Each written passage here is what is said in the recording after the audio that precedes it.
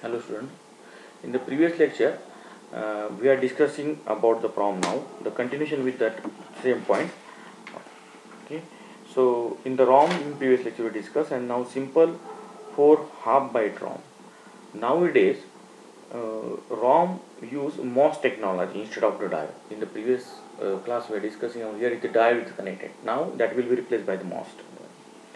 So this figure shows the 4 nibble means half byte ROM using the MOS transistor. Here diode and pull-up resistor are replaced by the MOS transistor. Here diode and pull-up resistor are replaced by MOS transistor. The addresses on the line A0 and A1 is decoded by 2:4 decoder. The decoder select one of the 4 rows, making it logic 0.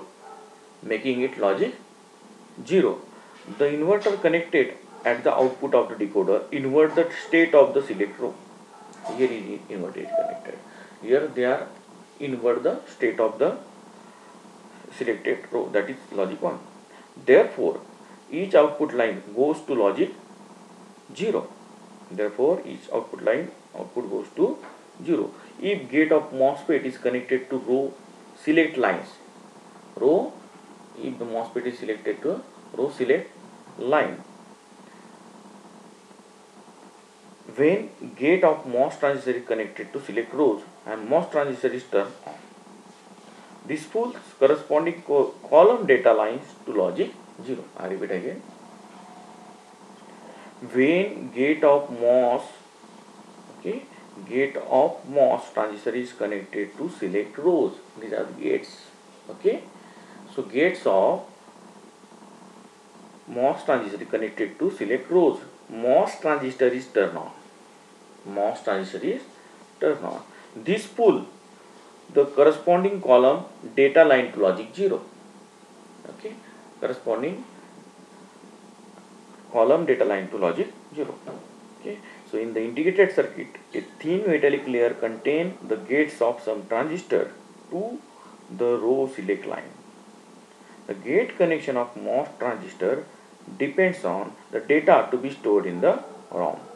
So therefore, according to the user truth table, manufacturer can deposit thin layer of metal to connect gates of the transistor.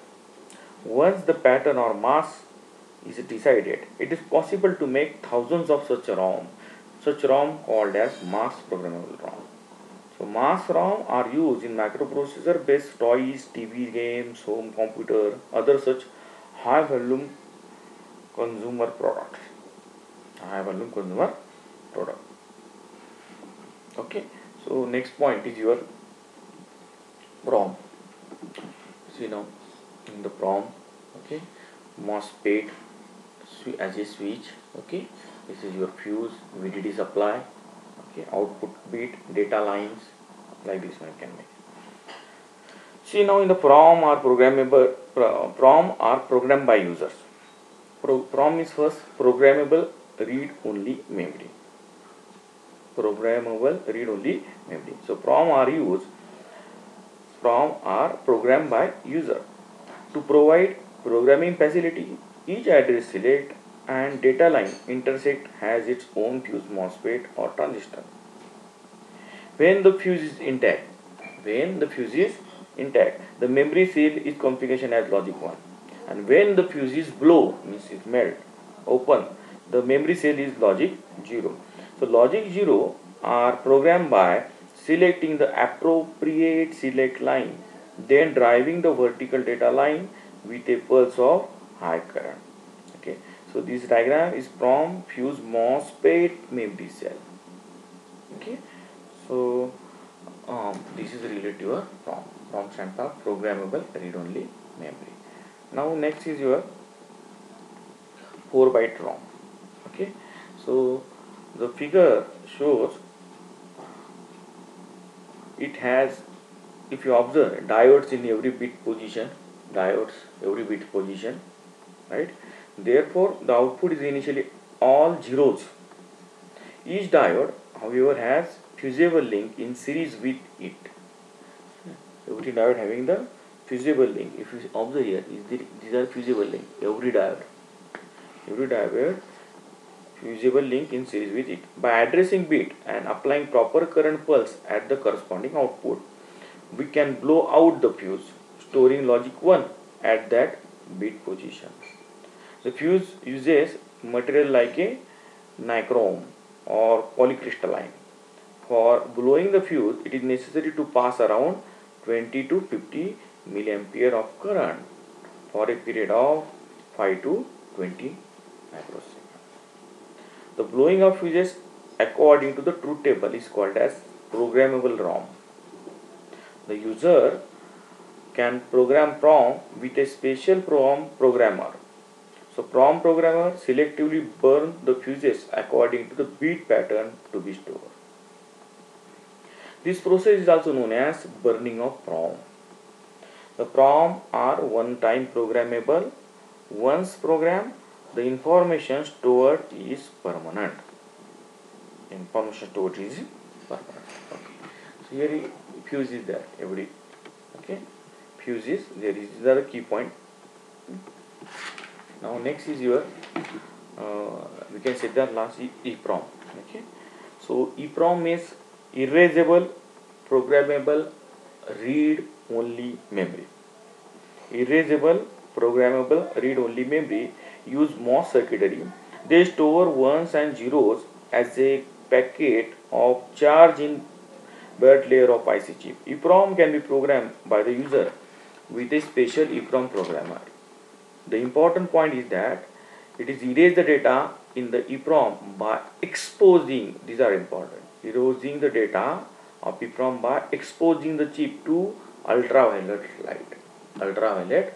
light through its quartz window. These are the quartz window. Okay. So for 50 to 20 minutes. It is not possible to erase selective information when erase the entire information is lost. Okay, so we can call it a drawback. Once it will be ultraviolet rays, we can pass through this quartz window. All data will be erased. We cannot erase the specific data. Okay. The chip can be reprogrammed, and the memory is ideally suitable for product development, experimental project, and as well as the college laboratories. Okay. So chip is reusable many times over. Okay. So then EEPROM. Then we'll see the EEPROM, electrically erasable programmable read-only memory. Now next is electrical erasable programmable read-only memory. So electrically erasable programmable ROM uses MOS circuitry very similar to that of EEPROM. Okay, so data is stored as a charge, okay, or no charge on the insulated layer, or we can say that insulated floating gate in the device. The insulating layer is made very thin again. Okay, so their purity voltage is low as 20 to 25 volt.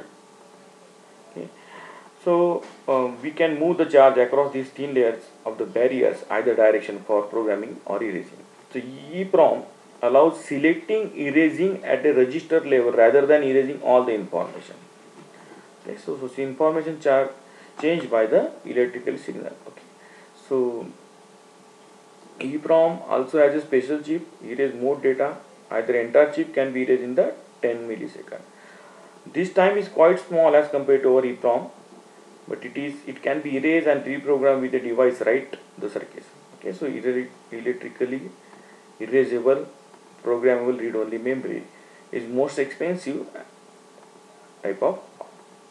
Okay, so next is your we can call it as a next is related to NVRAM. Okay, so the NVRAM is non-volatile RAM. It created by the combination of a static RAM and electrically erasable ROM combination. Okay, so you have exact mirror structure of each other. Okay, so upon powered it function as a normal RAM. In case of power failure, it saves the stored data in the EEPROM. Okay, so entire content of RAM can be transferred.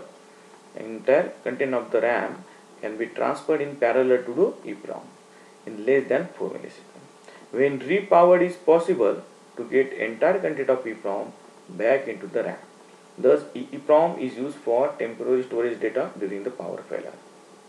Okay, so the main advantage of NVRAM, non-volatile RAM, is that battery backup is not required to save working data in case of power failure. Okay, so in this way we discuss about all the memories. Okay, and here is your unit is also. Thank you.